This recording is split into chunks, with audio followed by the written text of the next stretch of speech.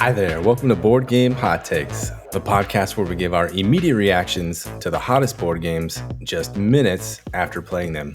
My name's Adam. And this is Chris. And tonight we're going to talk about 3 two-player card games, essentially. On the menu, we have Air, Land, and Sea, Radlands, and Star Wars, the Deckbuilding Game. But first, we had a poll question that we put on social media. This time, we're just going to read off the Twitter ones. Sometimes we do on Facebook. I don't know if we did it tonight. Tim omitted that in the show notes tonight. By the way, you might notice, Chris, Tim isn't here, and I'm going to try to stumble through the talking. Wait, Tim's not here? Where's Tim? Right? I don't know. What are we going to do? Oh, actually, just so everybody knows, Tim abandoned us this evening because he's soaking up the sun in Costa Rica. So shame on you, Tim, but we're going to try to prove that we can actually do this. I think we can. You wouldn't think anything could trump board games for Tim. Apparently, Costa Rica is one of the few things that'll take board games out of his life for a moment. I'll take board games anytime, man. No Costa Rica. Come on. I know. Come on. The poll question was, and this somehow ties in miraculously to the subject of tonight's show, what's your ideal length for a two-player game? The options were less than 30 minutes, 30 to 90 minutes, greater than 90 minutes, or the catch-all depends on the opponent. And some interesting results here. Chris, what do you have to say about this? Well, it depends, but it doesn't really depend on the opponent as much. It depends on the game. And that's not actually what I put. I think I put 30 minutes because I'm thinking about games like the ones we played tonight, which, by the way, part of the reason that we did those games tonight was because this is a kind of game that Adam and I really love. It's these two-player dueling games, and pretty rarely do we actually have just two players playing on our game nights.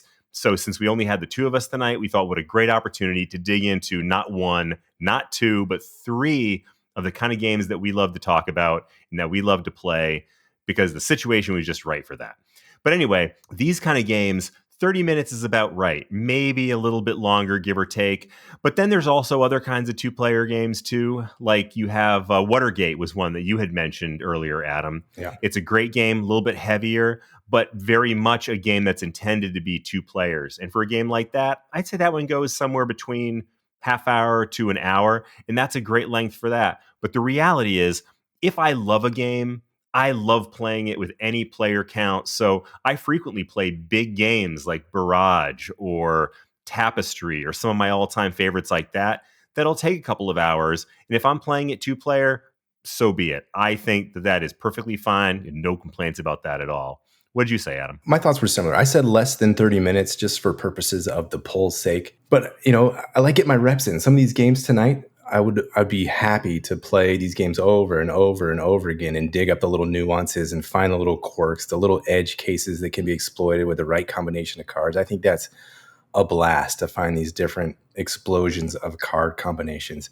But on the other hand, I love playing Star Wars Rebellion, and I think I would also love playing War of the Ring. These are two-player games that can go 4, 5, 6 hours, 7 hours if my dad's playing, 3 days if my dad's playing. So, a lot of it depends on the situation and what you have going on. But in general, I prefer the less than 30 minutes. Poll results on Twitter, 24.5%. That's right, we go decimal places here. Said less than 30 minutes. 30 to 90 minutes was 58.3. The vast majority was in that 30 to 90 minute slot. Greater than 90 minutes, that went way down, 2.6%. And then depends on opponent was at 14.6%. Some of the listener feedback we got, Jim Time Games says, depends on the type of game. Higher the luck, shorter the game. I thought that was neat. That's an easy formula to remember. You've just given me the next idea for my next spreadsheet. So thank you for that. Charles Hasegawa said, I don't think there is an ideal game length regardless of number of players. There's certainly an ideal length for some games, but I'm happy to play short 2-player and much longer ones as well. And no boundaries for Charles. I love it. Charles, can't contain you. Yep, totally agree with that. And Stib, at Stib Gaming, says he likes his games about 90 cm. Any more won't fit on my table. CM? Chris, I'm not familiar with that term. Seems like maybe a unit of measurement from context. You used to live near Canada, right? Any idea what CM means? I think it means hours. Well, I wasn't sure But assuming that is a length and it's somewhere under 3 feet, about 2.95, I don't know, 276 feet roughly, I think Stib is right on. He knows what size game is going to work for him, and he's not afraid to put it out there. Well, that'll do it for the poll results. On to the first game of the night, Air, Land, and Sea. And here we're going from the littlest game that we played tonight all the way up to the biggest game that we played tonight. And that's kind of how we're doing it. Not sure why we think one game is bigger than the other, but I don't know. That's what we said we were going to do. That's what we said we were going to do. Maybe by a play time or amount of stuff in the box. I think that either one of those probably applies to the order we're doing it tonight. So Air, Land, and Sea was definitely the littlest of the games we played tonight. It is both small in production and it is small in play time, which is a good or bad thing, depending on how you look at the play times and how you answered that poll that Adam was just talking about. In Air, Land, and Sea, there is a very small deck of cards that are dealt out to 2 players, with a few cards that remain in the draw deck that do not get dealt out. And you have 3 larger cards, Air, Land, and Sea, that indicate 3 different theaters of war. So this is a World War II themed game, and the cards all reflect that. They look like World War II recruiting posters, and they're kind of cool old-fashioned art on those. And the idea is you have 1 player on each side of each of those theaters of war, and each turn you play 1 card from your hand that you've been dealt onto one of those theaters of war. And generally speaking, they're going to belong in a certain place. So a card that has airplanes on it is going to be an air card, and that's going to go in the air theater. And ships, battleships and whatnot, submarines are going to go in the sea theater of war. And each one has a point value. Most of them have a action that goes along with it or some card effect as well. And so essentially what you're doing is you're throwing down these cards and trying to have, at the end of each round, the most value in that theater. So I may throw down a card that has a 6 value and a 2 value in C, and Adam may have a 4 and a 1, so 5 total. And I would win that theater. And at the end of each round, whoever owns 2 of the 3 theaters, whoever has the highest point value, is going to be the winner of that round and is going to get 6 points toward the total endgame score, and it goes up to 12 points. I'll talk for a second about the other effect cards too, but we'll talk about that, I think, more when we get into the game itself. But some of them let you do things like flip over cards that change them from whatever their original value is to a value of 2. There are others that let you play a card in a different theater than it would normally go, and that sort of thing. The one other thing that I'll mention about the rules in this game is that there is a way to strategically withdraw from a particular battle. So if I am in the middle of a game and I know that Adam is about to crush me, there's no way I can win, I can concede earlier in that round and he would get fewer points. So he would win. I would keep giving him the win, but I'd be giving him fewer points with that win. So that's the rules. A pretty simple game. It took me about 3 minutes to learn and probably about 10 minutes for Adam to crush me at this game. So Adam, this is one that I know that you've played before and you're a big fan of it. Tell me your thoughts on it. Yeah, it's just a tiny little box. It's simple. You got the cards. And that last thing you talked about, the ability to concede, I think is one of my favorite parts of this game. It gives you an interesting choice right off the bat. You look at your hand of cards. Well, is this a hand of junk, or how can I put this together to crush my opponent? Do I have a chance? It's almost a push your luck. I can stick around and go for the victory, or I'm going to retreat and try to win the war. I'm going to lose this battle, but I'm going to try to win the war and just mitigate what's happening here. So it's thematic in a way, and it gives you an interesting choice that a lot of these games don't have. So I think that's a really neat aspect. How'd you feel about that ability to concede or withdraw, as they call it here? I actually really like that. And I forget, it was a while back that we had that, I think, as a question on one of our polls. What do you feel about pulling out of a game? And in this game, it is actually part of the rules. Another game that you and I play a lot that has that same kind of mechanism to it, Through the Ages. Although in Through the Ages, it's basically a way of saying, I'm going to lose this game. I don't want to play anymore. In Air, Land, and Sea, it's a way of saying, we're going to keep playing, but I'm going to stop because I don't want you to get as many points. I thought it was really nice. We actually used that, or I used that one round this game, where I drew some cards and I had a handful of 1s and 2s. I was actually shocked at how bad my cards were. And I kind of made some kvetching comment about that to Adam. He said, well, you can just withdraw right away and I'm only going to get 2 points.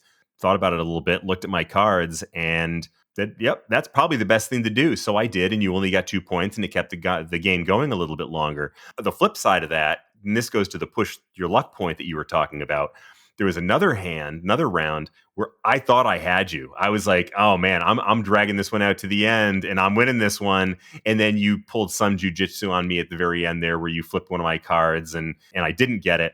But I probably should have conceded, but I pushed my luck and I failed. Yeah, this is one you mentioned that while we were playing. It helps to know the cards and be familiar with them, the different capabilities that they can do. The good thing is there's not that many cards in the game. I think we get dealt each 6, and then there's 6 more that don't get revealed. So what is that, 18 cards in the whole game to think about and to memorize, and then range in value from 1 to 6. So you get familiar with them pretty quick. You have an idea, but not an exact idea of what your opponent's going to have. I like that small card set, again, where you can get familiar with what's going to happen and how can you combo those together.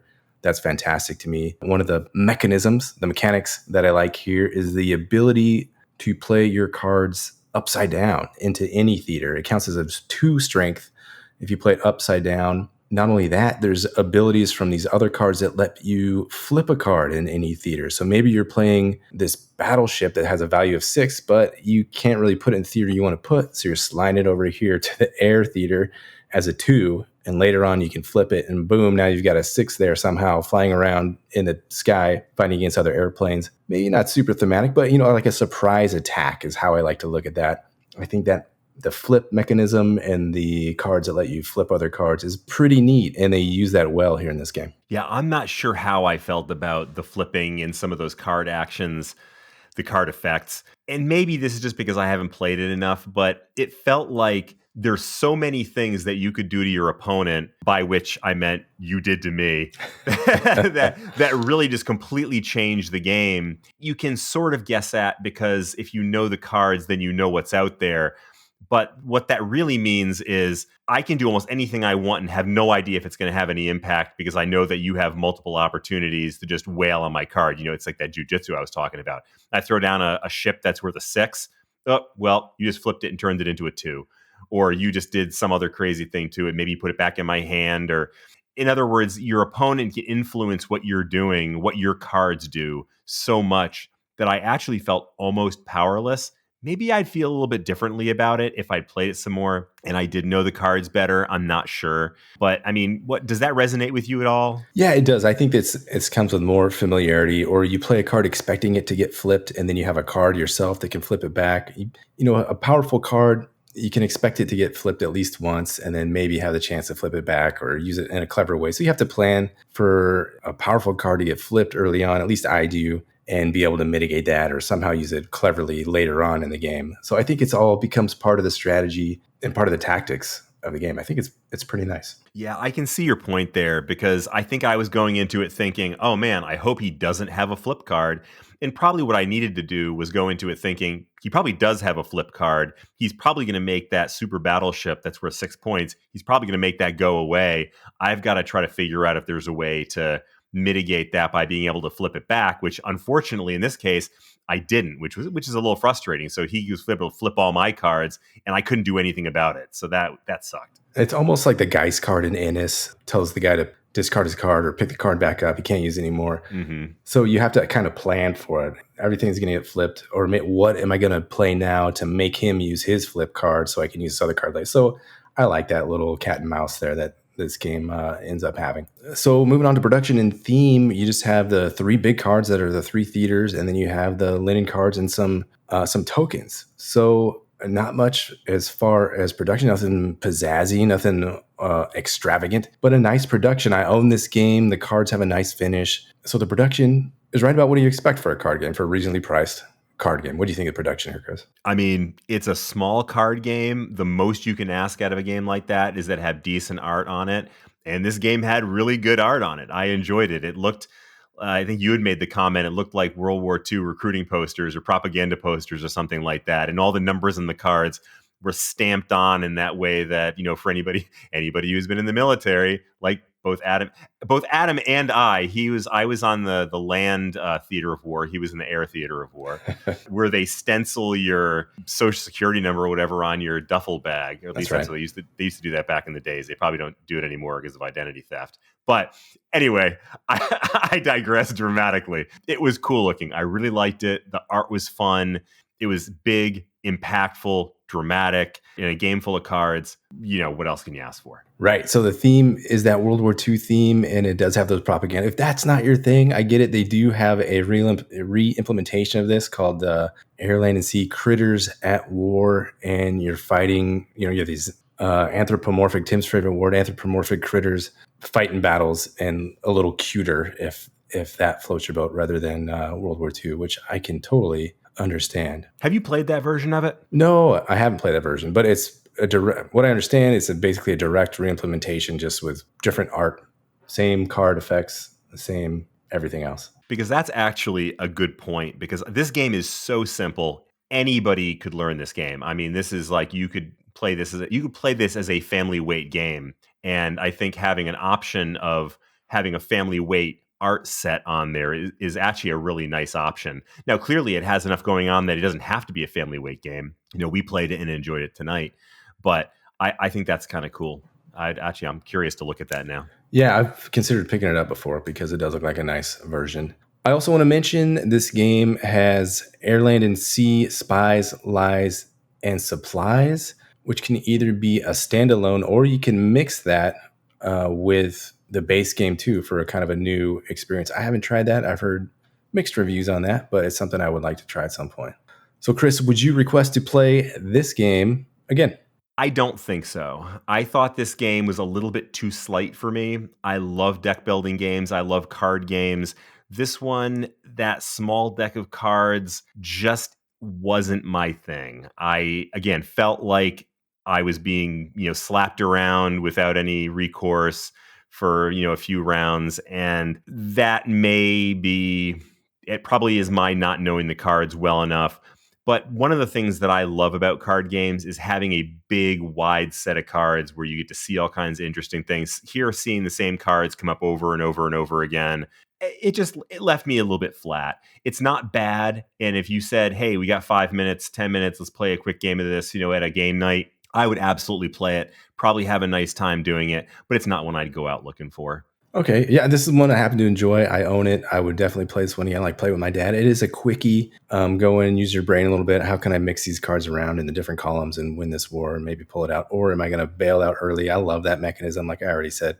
So yeah, I request to play this one again. And I'd like to try these additional expansions and reimplementations as well. Yeah, it would be cool to try with the expansion to see what that brings to the game, because I can see the potential of it. And I forgot to mention when I was talking about the rules that the designer of Air, Land, and Sea is John Perry, artist Valerio Buonfantino, and Stephen Gibson, and it's published by Arcane Wonders. Next up, we played Radlands. This is a game we've talked about on the show before, designed by Daniel Piechnik, with beautiful art by Lena Cossetti, Damian Mamelotti, and Manny Tremblay. I just noticed when you said Manny Tremblay, I did not know this was Manny Tremblay art. We know him from Wonderland's War, which is, I think, another art set that we have really loved looking at. So, and we'll talk more about the art. But sorry, Chris, I recognized the name, but didn't make the connection with Wonderland's War. Both the arts, the art style is fantastic in both of those games. Yeah, and honestly, I'm surprised that there was multiple artists, because this is such a cohesive set of art pieces in this one that I thought it was all one artist. But I feel like I'm getting ahead of ourselves here, with describing the art. We'll come back to, because I know this is something that you and I both have pretty strong feelings on. In Radlands, you are, I don't know what you call these gangs, tribes, whatever you call them, of Mad Max style folks in some kind of a post-apocalyptic wasteland where water is your currency and you have to make sure you've got it in order to send your troops out into the field to try to take the water from the other players and kill their bases. You start with 9 spaces in a tableau, and at the bottom you have your 3 bases, and each one provides some kind of a benefit. And then through the rest of the game, each turn you're taking whatever water you have, which is your currency, and using that to play whatever cards you want to play. And there's different cards that you can play. You can play events that will move up an event track after you play them until they reach the top in however many turns it takes.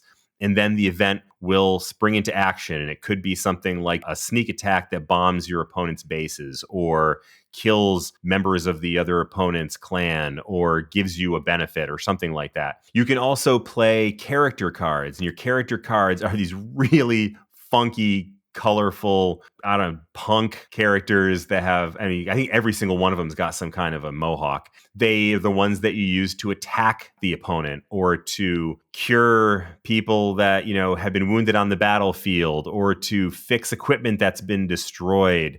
Main thing being to attack those bases, because the end game result here that you want is to kill all of your opponent's bases. Once you kill all 3 of those bases, they're done and you're the winner. There's also a few other items in there that we'll get into a little bit more detail, but that is the gist of Radlands. Right. So let's get into the mechanisms here in Radlands. And unlike Air, Land, and Sea, where you have the 3 theaters in the middle, here you have the bases kind of at the edges towards the players. If we're sitting opposite each other towards the player side, and you kind of have to burrow your way through these cards and these characters to get some hits on those bases. A little bit similar, a little bit different. And I guess the main thing here is the tableau building. It kind of matters where you're putting these cards out. That provides a little bit of protection to the base that they're in front of. And if a player or a card is in front of another one in the column, that protects the subsequent players behind them. So a little bit interesting here with the spatial aspect of this tableau builder. What do you think of that, Chris? And what do you think? Well, what do you think of that spatial aspect first of the position of these cards making a difference? I liked it. I thought that was very thematic. You know, you can't fight somebody's base, or you can't attack somebody's base if there's people out in front defending it, right? So that kind of made perfect sense. And I like that aspect of it. Another aspect that I think kind of flows in that same vein is the disabled versus the active characters. Every card that you've got on the board can be in one of a couple different statuses. It can either be an active card that can be used for whatever the benefit is, as long as you can pay the water cost, or they can be inactive, which means that they've been hurt. So it takes, for most cards, 2 hits in order to destroy the card. And once it's destroyed, it's off the board and it's gone. But as long as it's on the board, it can be deactivated, or it can be disabled. But you might have another character or another card that lets you revive a card that's been disabled. And so not only, so you can essentially have a disabled character. So I don't know if that's like a body laying on the battlefield, but it's something that someone's going to trip over on their way to attack your base. So if you put these characters out in front of the base, they have to get attacked first, which means maybe they get disabled.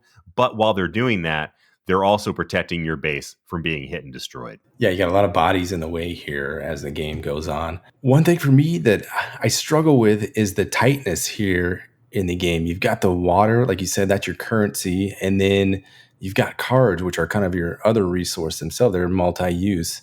In the top left of each card, you can discard the card and get that benefit, which might advance any events you have over on the event, where they might get your Raiders card moving up so you can raid and get some damage on your opponent's base quicker. But it's tough. You have to make some really tight decisions on which cards you're going to keep, how you're going to spin that water. Are you going to bank a card for next round with that water tower card? That's kind of a neat mechanism here. Just the general tightness and difficulty to get things going. How'd you feel about that, Chris? That's a tough one for me. I had a really hard time with that. There were places where I had 1 card in my hand, and that was all I had to go through the next round. Or I think one time I even had 0 cards in my hand. So it was brutal. I mean, that was so hard to do. And there were ways to get a card into your hand. I mean, you could spend a couple of water to get one, but that's like spending half of your resources just to get another card. And who knows if it's even going to be one that's going to be useful to you. So I thought that was really, really challenging. Now, the one thing I want to come back to just for 1 second, and it kind of gets to that point. You mentioned the water tower. At first, I was like, what in the world is this water tower for? Because basically what it lets you do is pay a water to take a card that's going to get you a water next round. I'm like, why would I want to pay a water to get a water? Yeah. It wasn't until we played it a little bit that I realized the idea there is that if you have an extra water this round, like a water that you don't really have a good use for, it's not a bad idea to bank it so that you can start the next round with 4 waters. So it actually could be quite useful. Yeah, and the card cost here, so this has a very different feel from something like Star Realms, where some of the cards cost $8 and $9. Here, the highest card I think is like 4 waters. They're all 4 waters or less, and for the most part, you pay for the card to put it out there. It comes in unready, so you can't use it that round. You have to wait around before you can use it. And then that subsequent round is when you can use it if it hasn't gotten damaged or injured by the other player. So that is tough too. It feels tough to get some of these more exciting cards out there and be able to use them. So that was kind of a tricky one for me too. Sometimes seems like you can't do much. You have to really be thoughtful about how you're going to get this guy or gal in play and be able to use it before they get taken out. Yeah. If I had one big complaint about this game, it was that. It was the fact that it was so difficult to make things happen. And I guess, you played enough and maybe you kind of learn the ways to optimize what it is that you have. I mean, this game was kind of funny because we were like 2 rounds in and I'm like, bam, I already took out 2 of Adam's bases and I was thinking I was pretty awesome. So I was pretty proud of myself at that point. But I had no guys out at the end of that and he had 2 guys or 3 guys out. And the next round, he basically wiped out everything that I owned except for 1 base. And at that point, I had like 1 card in my hand and I'm like, okay, well, 1 card isn't going to help me. And so I totally get what you're saying about that. But, clearly you found a way to optimize that. So it can be done. But I guess the question is whether you find that puzzle enjoyable. And certainly we've played games where there is a very challenging puzzle, but it's challenging to the point where it's almost not fun. Do you think that, I know you like this game, so I assume that you don't think this one is challenging to the point of not being fun. Well, yeah, it can be frustrating at times because it is tough to find those resources. And you did wipe out a couple of my bases there. So that made it easy to concentrate on saving the 1 base that was still left over. So that let me made some easy choices there and then let me protect my guys quickly and kind of consolidate my forces, which I think is a little bit thematic here. But in general, that has been my sense with this game. It has been tricky to find the right ways to get anything done, to accomplish anything fun in this game. So that is a little bit downer for me.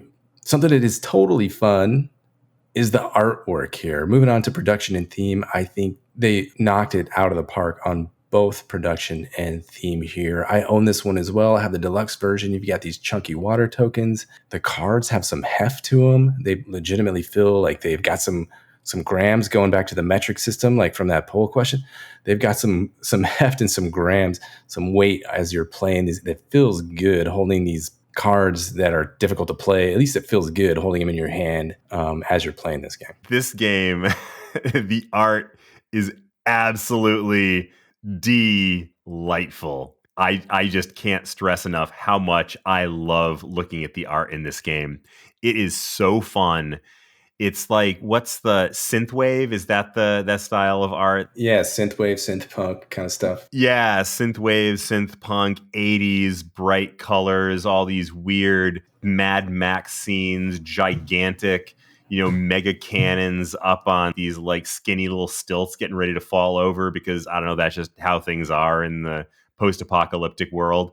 But every single card that I saw, I just wanted to look at and like dissect it with my eyes and see all the different pieces of it and get to know who these characters are. Honestly, I was looking at this game going, they need to make a cartoon series out of this. Mm-hmm. This should be on like Cartoon Network. That's what I thought. Yeah, more than a lot of other games, I feel like this is like a comic book story or from some series or something. You can it comes to life playing these games, or playing this game in particular with the different scenes that Manny Tremblay and this team of artists is making.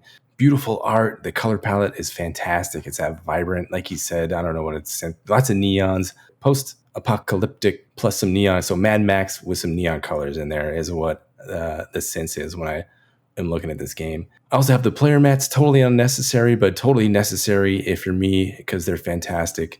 The production and theme and art is all around for this game are just magic. I haven't played the physical version, but I hear what you're saying. I can see that with the cards, that they're going to be these big, hefty, substantial cards.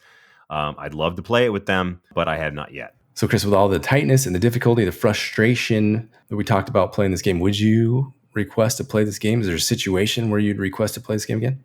Yeah, absolutely. This is one that I really do want to try again, with the caveat that if I didn't start feeling more of a sense of fun in getting things done after a few plays, I might start backing away from it a little bit for all the reasons that you said. I thought those were all really good points. And, I don't want to spend an hour or two banging my head against a wall, but I do want to do the things that this game lets you do. I want to find a way to make those work. I want them to succeed. They're all fun options. It's just hard to make them happen.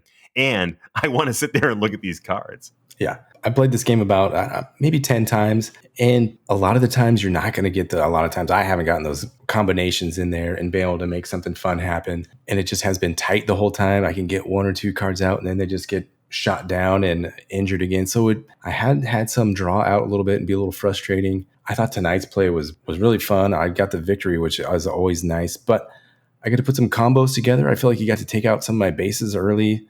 Some fun things happen, some fun back and forth. But honestly, after, 10 plays or so, this game doesn't have quite that explosion of joy that I was hoping it would have, at least from the gameplay. Now, looking at the art is a totally different story. That is enough to keep me drawn in and going just because that is absolutely fantastic. So mixed feelings for me here on this one. That is Radlands.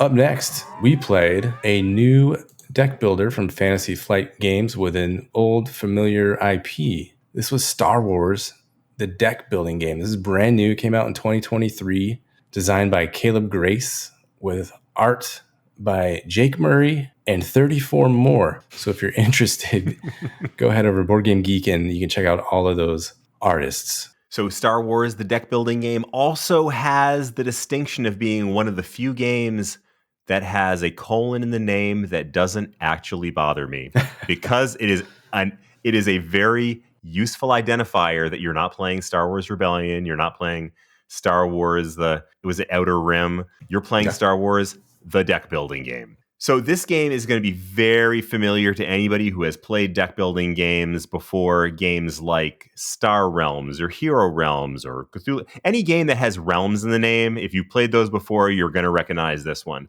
Other examples that are not straight deck building games, the Clank series has a heavy dose of deck building, as does Dune Imperium. So many of the same types of mechanisms in this game that you'd have in those. So I'm not going to get into a big description of the general mechanisms, because as with most deck building games, you're going to be playing cards that are going to give you a couple of different resources. In this game, you have cards that give you money, cards that give you attack, which is pretty standard. And the third, that's a little bit different, is it gives you influence with the Force. And so let me focus on a couple of things that make this game different from the standard deck builder. One is the Force track. On one side of the board, you've got a track that has a Force token that starts with the Rebels, and it can move in either direction. It can either move toward one player or away from that player. Whichever side of the board it's on, the player on that side is going to be, that's the player that has the Force behind them. And so that's going to give you various things throughout the game, benefits based on things that it says in your cards. And potentially, if you get it all the way to the far end of the track on your side, then you also get a free resource, money to spend every turn. The other thing that really sets this game apart, and I found very interesting, was the fact that the market row is very player specific. It's faction specific. So for those who played, I'm going to use Star Realms as the example because it's a game that I play all the time, very familiar with, and I know that a lot of our listeners have played that. There are 4 factions, and you can buy any faction you want. You want to combo them together because that's the way to be most efficient, but you can buy anything, which is, in my view, it's fun to do, but it's a huge thematic failing. In this game, when a card comes out into the market row, you have 2 choices. If it's a card of your faction, like say, for example, in this game, I was the Empire, I can buy the Empire cards. But it wouldn't make any sense for me able to buy a Rebel card. I can't buy an X-Wing. But what I can do, if the X-Wing is in the market row, I can attack it. And if I can attack it successfully, then I can get a benefit from that card, and it comes out of the trade row the same way as if Adam had bought it as the Rebel Alliance. And I thought that was, well, I won't get into the value judgments yet. I'm just talking about the rules at this point, so I'll stop there. But that's the stuff that sets Star Wars, the deck building game, aside from most of the deck builders that we've played before. Adam, what did you think? What did you find interesting in the gameplay here? Well, great question, Chris. But before I answer that, I want to have a note about the designer, Caleb Grace, while I'm thinking about it. I was like, who is this guy? So I went and researched him. He's had a hand in making Marvel Champions, the card game, and the Lord of the Rings, the card game. Both games have a solid reputation behind them. So Caleb Grace emerging here as a quality card game designer. Yeah. I thought that connection was interesting.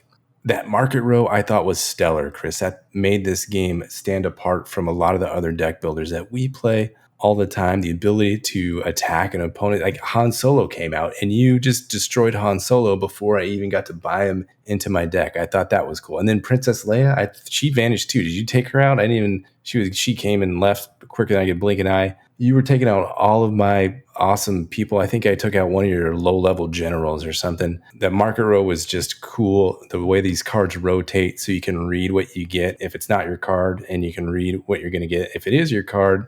You kind of rotate them facing the player that is that faction. So there's writing upside down if you're the opposite faction, which is cool. And then you touched on it too, the neutral cards that either faction can buy, and there's no reward for taking them out. The ability to kind of manage your deck and actually construct a deck, build the deck as you're going on, I thought was great. A lot of agency and just interesting decisions come right from that market row. So that was fantastic. What did you think of the, what do they call them, capital ships that are kind of like the bases or outposts in Star Realms that you put out there to protect your main bases, which we could talk about that too? I thought they were cool. They were a pretty standard feature from deck building games. I think maybe the thing that was different here was that the capital ships protected your planet base, your main base, whatever you want to call that. But you had multiple main bases. So unlike in a standard deck builder where you're essentially attacking the player on the other side and trying to whittle them down to nothing, in this game, you have multiple choices. Like you can use your attack to take out the capital ships, which you have to use to get to their base planets. And then you have to attack their base planets. But you can also choose to use that attack in order to take out those cards in the market row for those benefits. But to the capital ships, I thought they were super cool. They were fun to look at. They added some interesting benefits. Like you had some that gave you a resource, or they gave you an attack, or some other benefit beyond just the fact that they're protecting your base planet. And I thought that made them a lot of fun. A couple of differences that stand out. Yeah, I thought they were great, Chris. A couple of things that stand out here for me as well was the way you touched on it. You have to dedicate attack. You kind of have to send your ships out to different locations to put their attack there. You can send them to a specific card in the market row to take it out, or you can dedicate 2 or 3 ships to take out a capital ship, or you can send it to the other player's home base. You have to decide where those ships are going to go, and you can't split it up. So I thought that's cool. It's not just a giant accumulation of attack power. There's a little more nuance to where you're going to send those ships. Now, having said that, there's a little more nuance there. So it's going to take a little more time, and it's not necessarily as clean as something like Star Realms, where you just add up this attack and boom, boom, boom, everybody gets destroyed and it's the other player's turn. So I liked it. And then there was that aspect of it that was, oh man, this is a little more to it, a little more thoughtful here. It's going to take a little longer to get through a game. But man, look at how much theme you got by that one little tweak. I didn't think it took a whole lot more thought or effort. I do agree it took some. But thematically, what a difference. I mean, obviously, you can't have, like, let's say I've got a ship that's going to do 4 damage. That ship can't be attacking Tatooine and, I don't know, name your other planet, base, character, whatever at the same time. So Yeah. It made perfect sense. And I thought you got a lot of thematic mileage out of that for relatively little additional rules overhead. I absolutely agree. I thought it was fantastic. So I thought this was very cool. What about the force track? We didn't super exploit that much. I had a little bit of chance to do it. Maybe I got a couple benefits here and there. Although I didn't use it much, I thought that was really cool too. You're having this struggle over who kind of controls the high ground or the low ground of the force almost something like I feel like Path of Light and Shadow was trying to do. Here, it's so much easier and so much cleaner. You're just tracking it. It's a little tug of war mechanism. If you have control of the force, you can get more benefits. If they have control, they get a little benefit. I thought that was a nice, simple, easily trackable addition to a deck building game that I haven't seen before. Yeah, I agree. And again, a big thematic ad for a little bit of rules overhead. And I think we didn't exploit it much, but I definitely can see how you could, because there was a handful of cards. I'm not sure how many I saw, but there was at least several of them, I would say, that gave you a benefit if the force is on your side. So I had one, for example, that gave me additional attack power for one card if the force is on my side. I had another card that let me draw a card if the force was on my side when I played that particular card. So it really was a tug of war, because you always had to be concerned about, well, some of my cards, I had the option of using them for one thing or another, and I can use them to get force points, or I can use them to get attack or whatever else. And of course, you always want to buy the big cards. You want to do the big damage. But then it's like, but I really have to make sure that Adam is not getting complete control of the force here. So you really have to put a little bit of thought into how you address that and how you allocate your resources. Agreed. I thought that was a very nice touch.